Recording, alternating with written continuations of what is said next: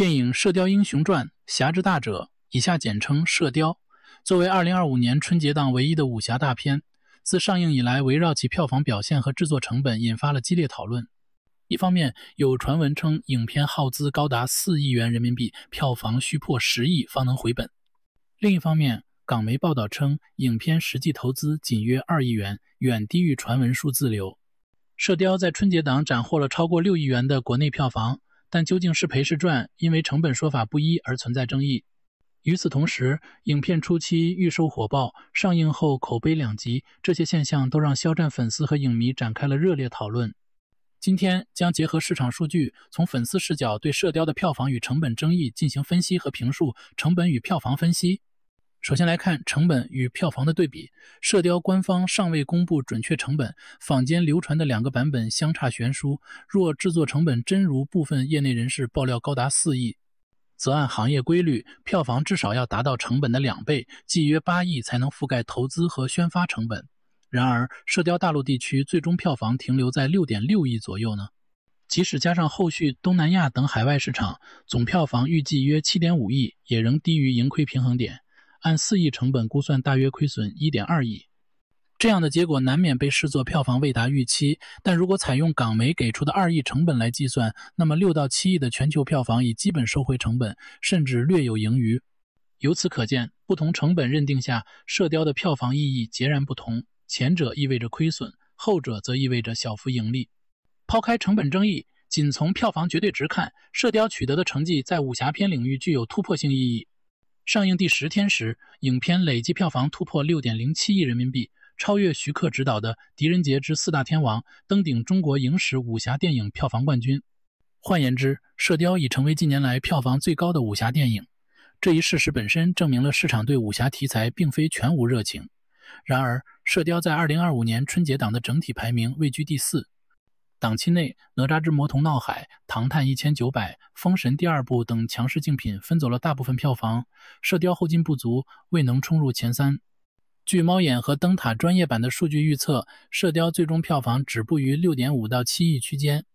显然，相较于春节档整体超100亿的票房大盘估，这部汇集金庸 IP 与顶流明星的武侠巨制未达部分业内人士最初寄予的爆款期望值。不过，考虑到武侠类型近年的市场低迷，6到7亿的票房已经不能简单以失败论之。正如有分析所言，预售第一的射雕后劲虽不足，但不代表影片内容质量完全不佳。中国电影作为主投方，受此影响相对可控呢。因此，射雕的票房表现需要结合成本和类型市场环境综合评估，而非仅以绝对票房高低论成败。市场背景与武侠电影现状。近年来，武侠电影的市场表现并不理想，观众的观影兴趣逐渐被科幻、奇幻、都市题材吸引，不少人甚至感叹武侠已死。在此背景下，射雕的立项本身就带有重振武侠的意味。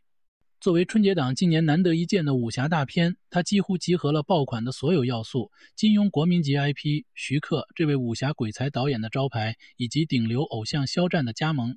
然而，武侠题材面对的是早已改变的市场环境，年轻观众对传统武侠的兴趣下降，这也部分解释了为何射雕预售领跑，但院线经理仍不看好其后劲。上映首日，射雕的排片场次反而不及同时期的奇幻、喜剧等影片。据报道，大年初一当天，射雕在排片占比仅 17% 的情况下，获得了春节档第4的单日票房。影院这一排片策略背后，正是因为武侠片当下的吸引力被认为不如动画和合家欢影片。可以说，射雕是在武侠示威的市场大势下逆风而行，其最终票房未达部分人过高的心理预期，并不完全是主演或影片质量的问题，很大程度上也是整个武侠类型遇冷的体现。不过，射雕仍然为低迷已久的武侠片市场注入了一针强心剂。在武侠片国产票房榜上，它成功跻身历史前列，仅次于《狄仁杰之四大天王》等少数几部作品。这一成就一方面展现了观众对经典武侠 IP 的情怀与好奇心，另一方面也证明了肖战这样的新生代演员有能力号召大批观众走进影院支持武侠片作。不少武侠迷和肖战的粉丝都希望射雕的成绩能唤起行业对武侠题材的重视，促使更多优秀武侠项目上马。从类型前景来看，只要创作上与时俱进，平衡好传统武侠精神与当代审美，武侠片并非没有市场。徐克导演也透露，计划将《射雕》拍成3部曲，以更宏大的布局来呈现金庸笔下的江湖。未来若续集能吸取首部的反馈教训，在剧情和节奏上进一步打磨，或许有机会吸引更广泛的观众，为武侠类型开拓新的局面。肖战的明星效应，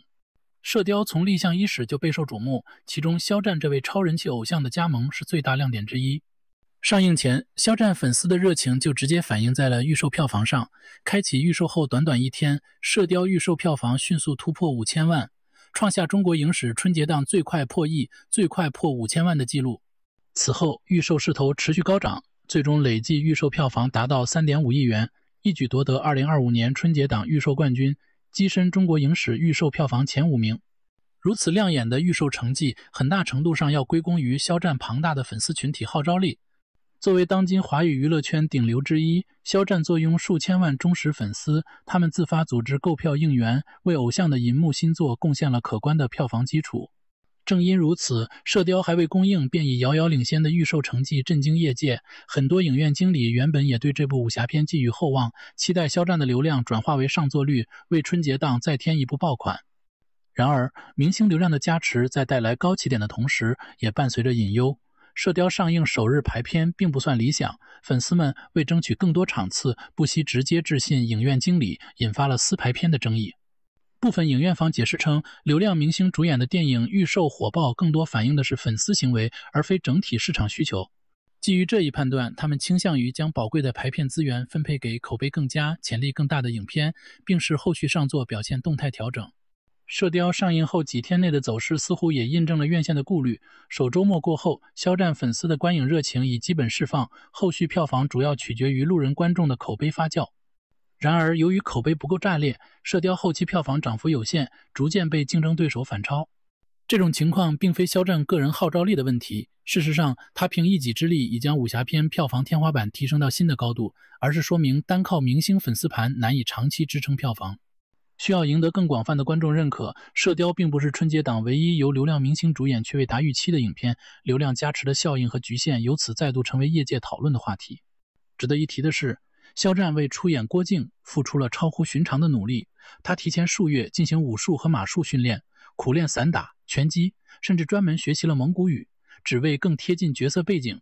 他的敬业与进步也得到不少观众的肯定。可以说，肖战在《射雕》中的表现正在逐步打破大众对流量明星只靠粉丝、没有演技的刻板印象。对于他的庞大粉丝团体而言，偶像通过这部电影证明了票房号召力和表演潜力，这无疑是一件值得自豪的事。海外市场拓展，除了国内市场，《射雕》在海外的发行和反响也是粉丝们关注的焦点。过去武侠片多局限于华语区上映，而肖战的国际影响力为《射雕》打开了走向海外的大门。据报道，《射雕》由索尼影业负责海外发行，在亚洲、美洲多地上映了。其中，东南亚市场的表现尤其令人惊喜。影片在泰国上映后反响热烈，首周力压好莱坞大片《美国队长4》登顶周票房榜，并且连续2周蝉联冠军。这是近20年来首部在泰国连续夺冠2周的华语电影，创造了华语片在该国的难得佳绩。截至3月初，《射雕》在泰国累计票房达到2190万泰铢，约合人民币400多万元，有望超越华语功夫片《叶问4》在当地的票房纪录。虽然这个数字相对于国内票房并不算大，但在海外属于突破。与此同时，《射雕》也登陆了香港、英国、德国、北美等市场，尽管票房表现相对一般，水土不服的情况在意料之中，但至少让海外影迷有机会在大荧幕上目睹这一经典武侠故事的新篇章。值得一提的是，肖战本人在东南亚乃至日韩地区的人气亦不容小觑。射雕热映期间，肖战登上日本知名杂志封面，并在日美举办的2025年亚洲演员人气投票中夺得榜首。这些海外动向令粉丝倍感振奋，偶像的影响力正逐渐从华人圈扩展到更广阔的国际舞台。射雕的海外发行收益虽难以与国内相提并论，但对于提升肖战的全球知名度，为影片总收益锦上添花都有积极作用。粉丝们也热切期望着未来肖战主演的影视作品能有更多走出国门、征服海外观众的机会。粉丝舆论与观众反馈，射雕上映后所激起的舆论风波，几乎可与电影本身的话题度相媲美。在豆瓣等影评平台上，影片口碑呈现出明显的两极分化，一边是肖战粉丝和部分武侠影迷给出的好评，另一边则是大批打出1星差评的负面评价。上映初期，《射雕》在豆瓣短评区几乎被差评刷屏，大量账号集中打出低分，导致豆瓣评分一度跌至 5.4 分。如此反常的评分走势很快引发了争议，不少人质疑这是有组织的恶意刷分行为，可能与市场竞争或明星粉丝对立情绪有关。对于肖战的粉丝来说，看到偶像倾力制作遭遇低分攻击，难免感到愤懑和心疼。他们纷纷在社交媒体上澄清辟谣，安利，希望以自发的好口碑宣传来对冲恶评对路人观影选择的负面影响。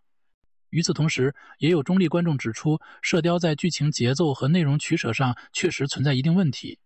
例如，影片仅改编原著最后6回，情节相对独立，但缺乏前情铺垫。一些重要桥段，如郭靖黄蓉相遇、江南七怪之死等，被大幅压缩甚至略过。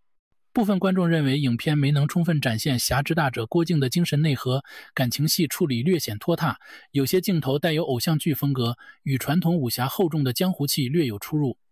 这些中肯的批评也值得片方和主创反思。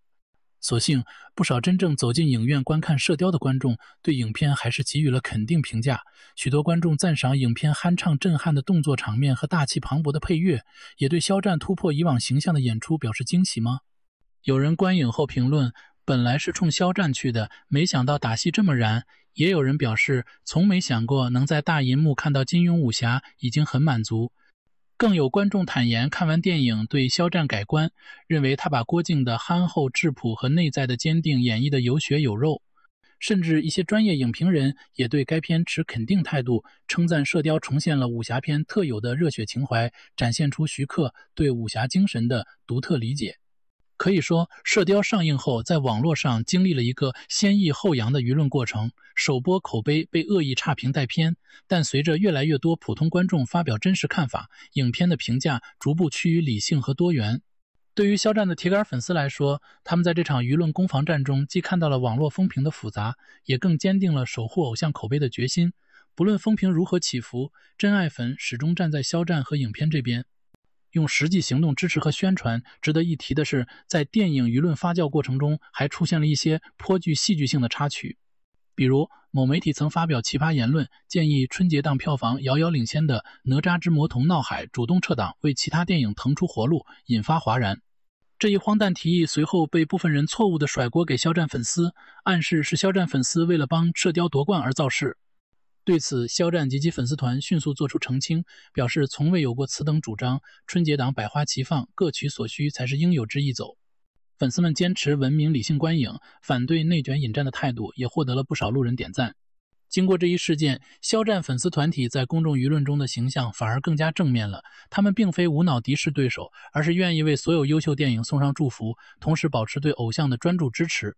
由此可见，一个理性的粉丝群体不仅能为票房做贡献，也能在舆论场为偶像加分。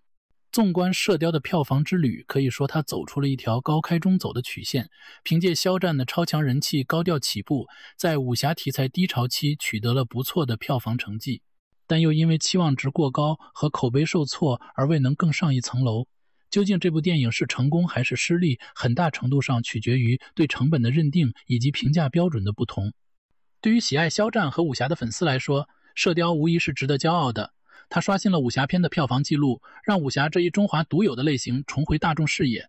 肖战也通过这部电影证明了自己强大的票房号召力和进步的演技。然而，理性来看，《射雕》还称不上一个全面的胜利。影片在类型融合、剧情把控、观众口碑等方面暴露出的问题，都是接下来系列续作乃至整个武侠电影创作需要改进的地方。好消息是，《射雕》作为系列开篇，已经为后续作品探出了宝贵的经验教训。如果剧组真的按计划推出续集，完全可以针对首集反馈进行调整，扬长避短，进一步挖掘侠之大者郭靖的成长轨迹和武侠江湖的宏大魅力。届时，凭借首次积累的人气和话题度，加上质量口碑的提升，肖战版郭靖的故事有望赢得更广泛观众的青睐。对于肖战个人而言，《射雕》既是一次挑战，也是一次历练。从票房成绩看，他稳固了自己顶流票房担当的地位，在流量明星转型大银幕的道路上迈出重要一步。从表演反馈看，他用心塑造角色的态度赢得了业内外更多认可，逐渐撕掉了流量花瓶的标签。可以预见，在《射雕》之后，会有更多大制作电影愿意找肖战主演，粉丝们也已经开始期待他的下一个电影项目。据传，肖战后续将参与不同题材的影视作品，包括都市剧和历史片等出。无论是哪种类型，有了《射雕》的历练，肖战对角色的理解和驾驭能力都会更上一层楼。展望未来，只要选对剧本角色，不断打磨演技，肖战完全有潜力在票房和口碑上实现双丰收，成为兼具影响力和号召力的新一代电影巨星。正如《射雕》带来的启示，偶像流量固然重要，但唯有作品质量过硬才能走得长远。